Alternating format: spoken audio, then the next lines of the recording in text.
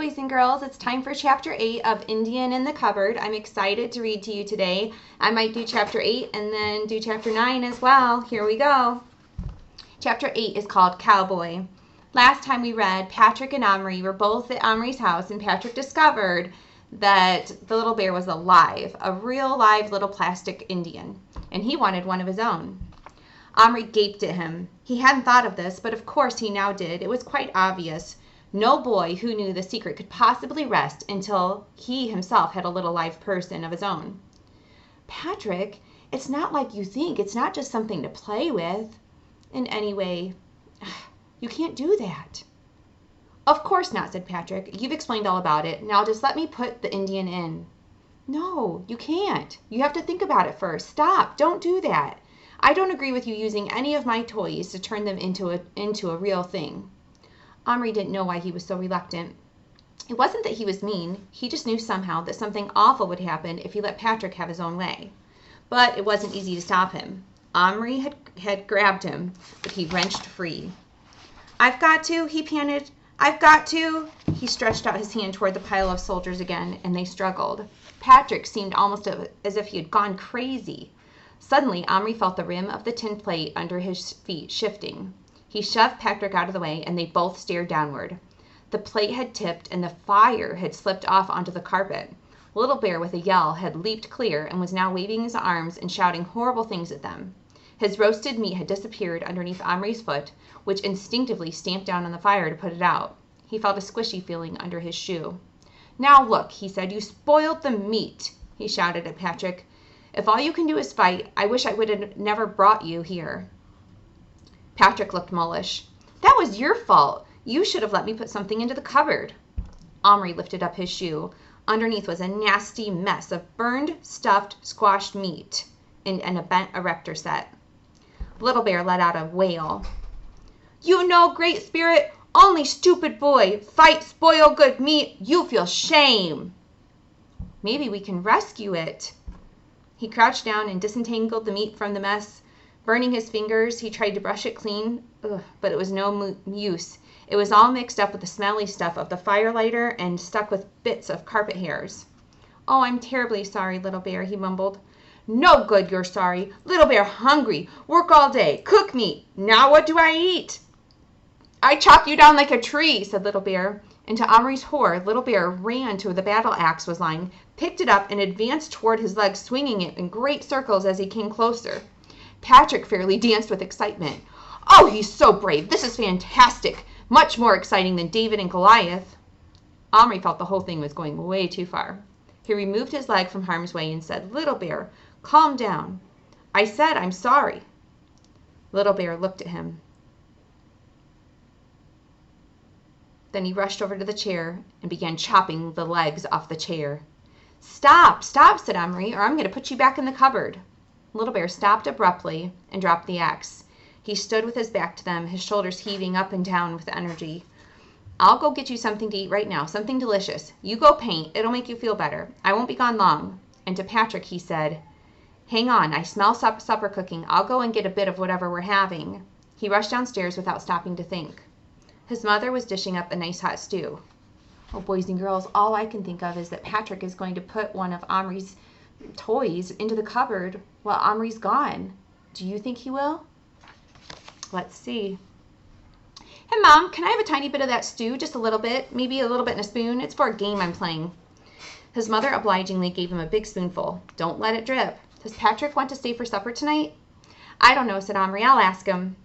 Were you two fighting up there? I thought I heard some humps or thumps sounds.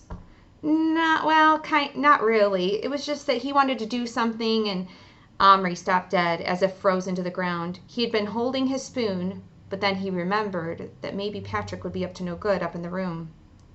Patrick was up there with the cupboard and 2 biscuit tinfuls of little plastic figures alone. Omri ran. He usually won that contest where you put an egg in a spoon and you race back and forth. But Omri ran fast. It's a great deal harder to carry a tablespoon of boiling hot stew than it is to carry an egg on a spoon. Most of the soup was still up there when he got to the top of the steps. It was more good luck than skill. All he could think of was what might be, well, no, what most likely is happening in his bedroom while he was gone.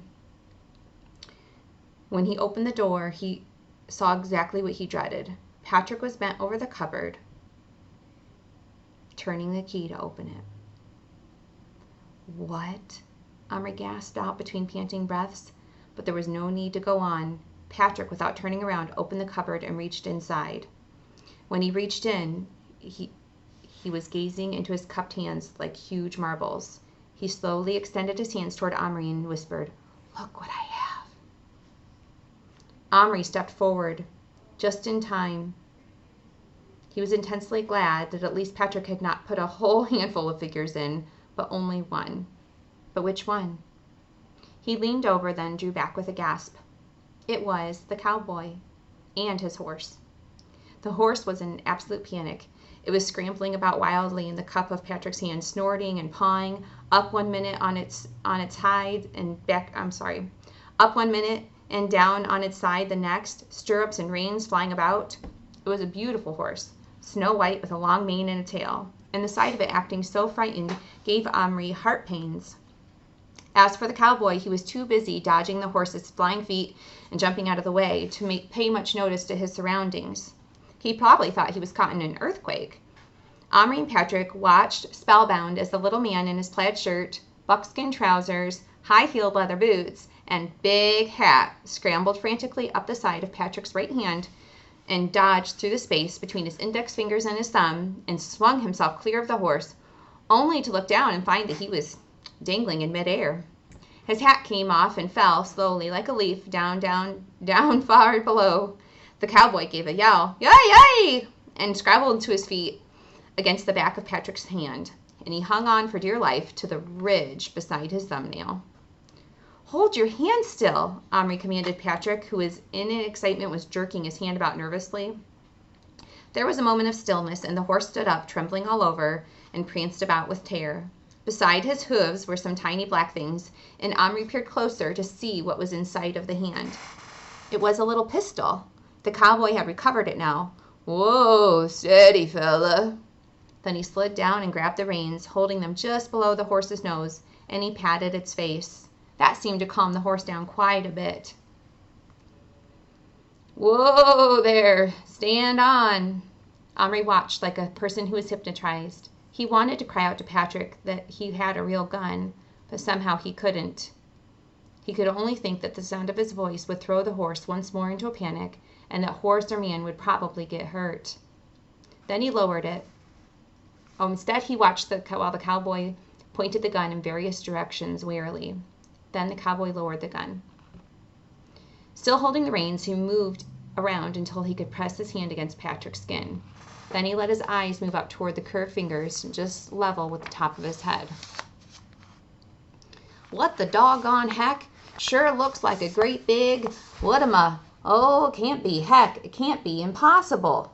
I'm going to scoot this illustration up. Do you see the cowboy in his hand and the horse in the other?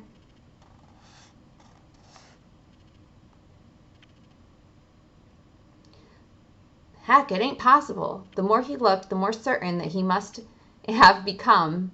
Indeed, yes, he was sitting in a pair of cupped hands. And finally, after scratching his gingerly head for a moment, the cowboy ventured to look past the fingers, and then, of course, he saw Patrick's face looking at him. There, for a petrified moment, he couldn't move. Then the cowboy raised his pistol in a flash. "Patrick, shut your eyes!" Omri yelled. Bang! It was only a little bang, but there was a puff of smoke, real gun-smelling smoke. Patrick shouted with pain and surprise, and would have dropped the pair if Omri hadn't thrust his hand underneath to catch them.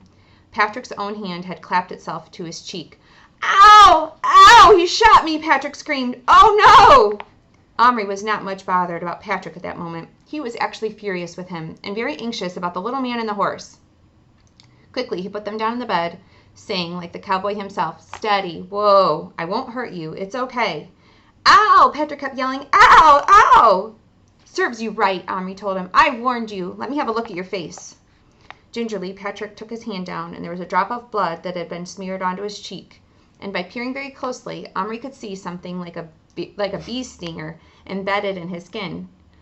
Hang on, said Omri. I see it now. Let me squeeze it out. Ow! A quick squeeze between his thumbnail.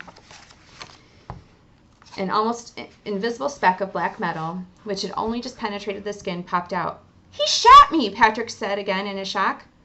I told you, said Omri. My Indian stuck me with a knife. I think we ought to put him back. Your cowboy, I mean, of course, not my Indian. Put him back where? Omri explained how the cupboard could change him back to plastic, but Patrick didn't want anything to do with that. Oh, no. I want him now. He's terrific. Look at him. He's amazing. Patrick feasted his eyes admiringly on the little cowboy, who was now ignoring the giants, who clearly thought he must have imagined all of this. He was dragging his horse across Omri's quilt as if he were wading through dunes of sand. Omri reached for him determinedly, but Patrick stepped into his path.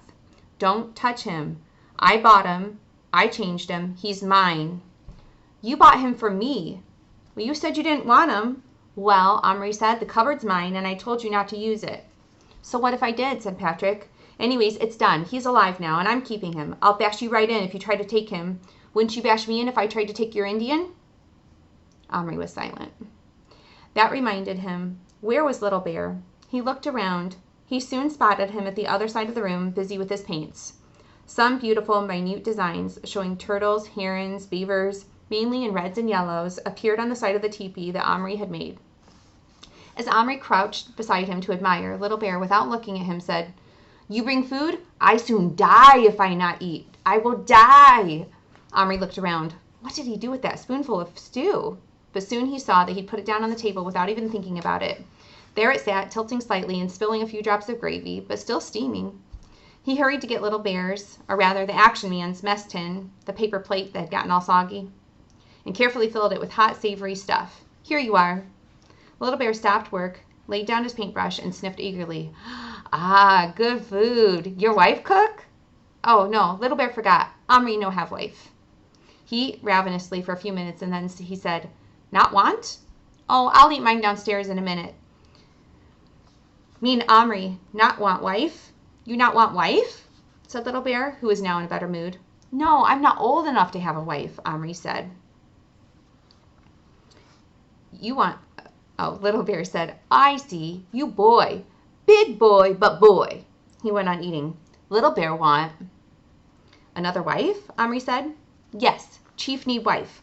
Want one, beautiful one, good cook. He put his face into the mess tin and licked it clean. Then he looked up. With Iroquois, mother find wife for son. But Little Bear mother not here. Omri be mother and find my wife. Omri couldn't quite see himself as Little Bear's mother, but he said, Well, I might try. I think there were some lady Indians over at the store called Yaps. But what if I get you one and make her real and then you don't like her? I like her. You get. Tomorrow, said Omri, and Little Bear grinned so happily. His face was smeared with gravy. Patrick had come up behind him. I think we should put them together and see what happens. Omri jumped up quickly. No, we're not doing that. Why not, said Patrick. You idiot, because yours has a gun and mine's got a bow and arrow, and I'm pretty sure they're going to try to kill each other. Oh, man. Well, you could take their weapons away for them, Patrick said. Come on, I'm going to. And he reached toward the bed. Just at that moment, there was the sound of steps on the stairs. They froze. Then Omri swiftly moved the dressing-up crate enough to hide Little Bear, and Patrick sat down on the end of the bed, masking the poor cowboy, who was still toiling along over the humps in the quilts. Just in time, because Omri's mother opened the door. Patrick, that was your mom on the phone. She wants you to come home right away. And Omri, it's supper time. And away she went. Omri opened his mouth to protest, but Patrick at once said, Oh, okay, I'll go now. And with one quick movement, he scooped up the cowboy and the horse in his left hand and put them right into his pocket. Omri winced. He could easily imagine the horse's legs being injured by such rough treatment. Not to mention all of the fright he would feel. Oh. Patrick was already halfway out the door. Omri jumped up and grabbed him. Patrick, you must be careful. Treat them carefully. They're people. I mean, they're alive. Whatever you do, be careful. How are you going to hide them from your family? I won't, said Patrick. I'll show them my brother anyway. He'll go out of his mind. He'll think it's so cool. Omri began to think. He shook Patrick's arm. Will you think? How are you going to explain this to him? What will happen? If you say you got him from me, I'll do worse than bash you over the head. You're going to ruin everything. They'll take that cupboard away from me. They'll take our toys from us. That got through to Patrick at last. He put his hand slowly back into his pocket. Listen, you can look after them, but remember, they're mine. If you put them back into the cupboard, I'll tell everyone about your cupboard. I'm warning you. You can keep the cowboy, but don't you dare turn him back into plastic. Bring them to school tomorrow. To school? Omri said. I'm not bringing Little Bear to school. Well, you can do what you want about Little Bear, but he's yours. That cowboy is mine, and I want him at school tomorrow, or otherwise I'm going to tell. Omri let go of his arm for a moment, and they looked at each other as if they were friends. Friends. That counts for a lot right now. Omri gave in. All right. I'll bring them. Now give them to me gently, please. And Patrick brought man and horse out of his pocket and tipped them carefully into Omri's waiting hand. Wow, that was a lot. So do you think Omri's really going to bring the cowboy to school tomorrow for Patrick? I don't know. Let's find out tomorrow. Bye.